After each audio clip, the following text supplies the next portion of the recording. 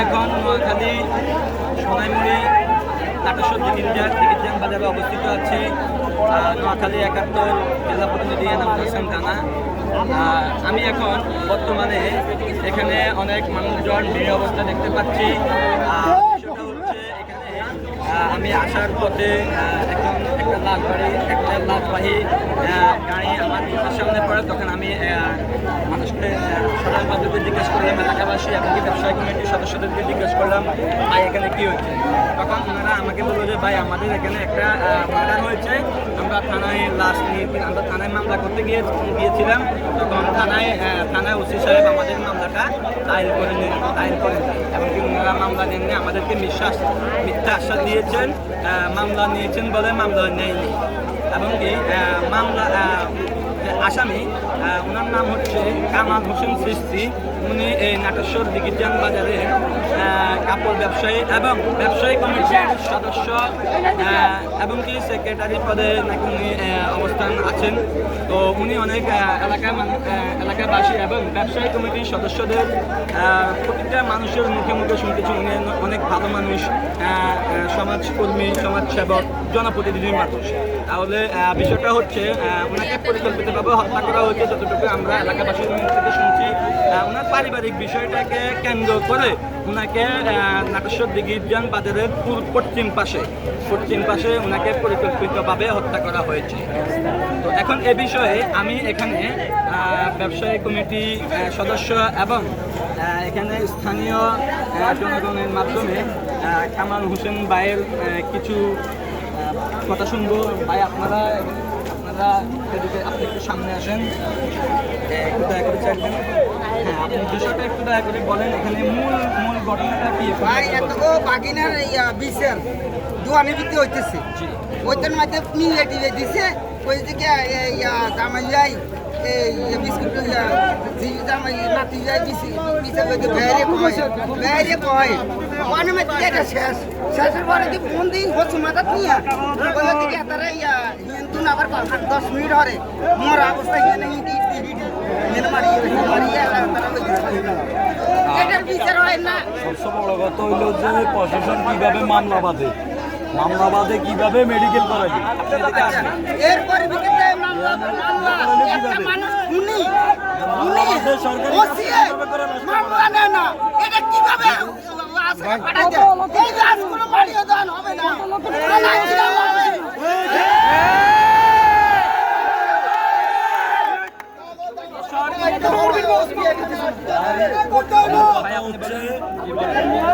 একজন সাধারণ কর্মী বিএনপি, তাহলে আমার কথা আজকে একটা দোকানদার যদি খুন হয় তাহলে কি তার বিচার হবে না?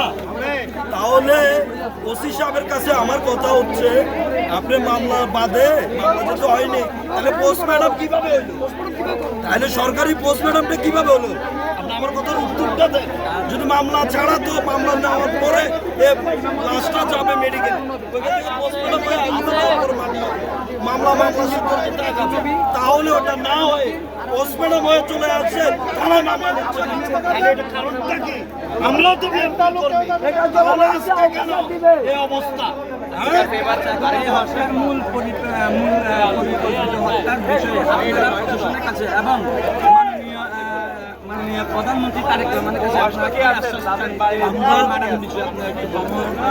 আমাদের প্রধানমন্ত্রী তারেক রহমানের কাছে শহীদ জিয়াউর রহমানের আদর্শ গড়া শহীদ জিয়াউর রহমান, তো আমরা ওনার কাছে আমাদের বিনোদনভাবে আবেদন, সে আবেদন হচ্ছে একটা সাধারণ মানুষকে দোকান থেকে নিয়ে মেরে ফেলার পরও থানাতে মামলা নিল না, তারপর মেডিকেল করে তাকে কিভাবে ফাটাই দিল? তাহলে ডিএনএ টেস্টটা কিভাবে?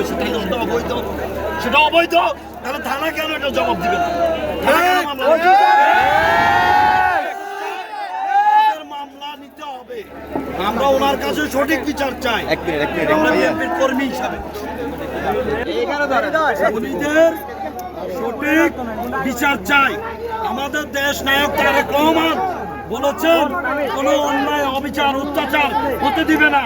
তো আমরা শহীদ জিয়াউর রহমান ছেলে তারেক রহমানের কাছে আবেদন যে একজন সাধারণ লোককে দোকান ডেকে নিয়ে তাকে মৃত্যু করলো, তারপর তার খুনিদেরকে ধরা হয়নি, থানাতে লাশটা পড়েছিল, তাহলে সেই লাশটা মামলা বাদে কিভাবে তার ডিএনএ টেস্ট করাবে, মানে মেডিকেল থেকে তাকে ইয়ে করে মরগম থেকে এখানে পাঠানো, তাহলে এই মামলাটা কই? তাহলে এটা তো অবৈধ। তাহলে আমি আমার তারেক রহমানের কাছে, আমাদের এমপি মহোদয়ের কাছে আমি বিকল্পভাবে অনুরোধ করে ভিক্ষা চাইতেছি যে এটার মামলাটা তাড়াতাড়ি সুস্থ তদন্ত করে এটার বিচার কার্যকর 24 ঘন্টার ভিতরে আসামিকে ধরা। 24 ঘন্টার ভিতরে আসামিকে ধরার জন্য। আর যদি না ধরা হয় এ জনগণ বসে থাকবে, হাতে আইন তুলে নিতে দিবেন না। সবার কাছে বলছি আপনি আপনার কাজ করুন, আপনি জনগণের ট্যাক্সের টাকা দিয়ে চলুন, তাহলে আপনি আপনার বিচার কাজ মামলা সঠিকভাবে করুন, এটাই আমাদের আবেদন, আর কোনো আবেদন নেই। দর্শক, আমি এই নাটেশ্বর বিজ্ঞান বাজারের ব্যবসায়ী কমিটির সদস্য বিন্দুদের কাছ থেকে আমি যতটুকু শুনেছি, আমাদের সুনামি থানার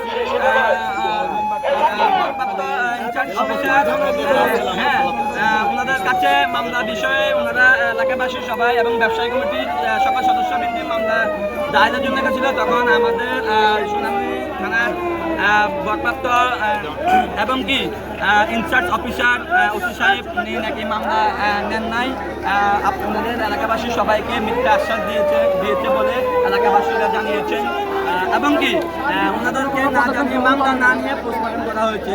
তো দর্শক, এই মুহূর্তে আমি যতটুকু জানতে পেরেছি, কামাল হোসেন সৃষ্টি ভাই এই এলাকার একজন জনপ্রতিনিধি এবং ব্যবসায়ী কমিটির সদস্যবিন্দু, উনি অনেক ভালো মানুষ। ওনাকে মূল পরিকল্পিতভাবে হত্যা করা হয়েছে নির্মমভাবে।